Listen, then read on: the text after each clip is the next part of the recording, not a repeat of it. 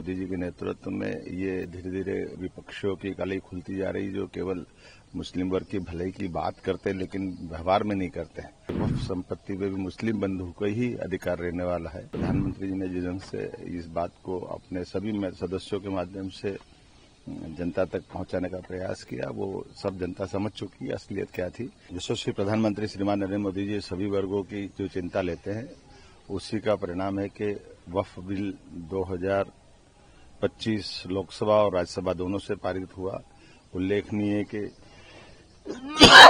राज्यसभा में हमारे बहुमत से बढ़कर भी ये लोगों ने समर्थन दिया है।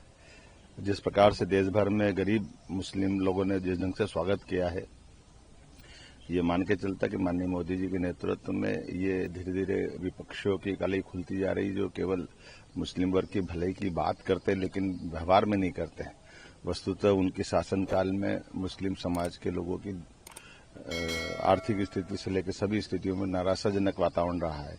माननीय मोदी जी के नेतृत्व में जिस प्रकार से सबका साथ सबका विकास हुआ है, इसी प्रकार से वक्फ संपत्ति में भी मुस्लिम बंधु को ही अधिकार रहने वाला है और उनके माध्यम से उनके कल्याण के लिए, खासकर गरीब वर्ग के कल्याण के लिए, और ये जो अवैध कब्जे या अलग अलग प्रकार की जो घटनाएं उनसे निराकरण करते हुए वक्फ संपत्ति का न्यायोचित तरीके से निर्धन व्यक्ति के हित के भलाई के लिए काम होगा।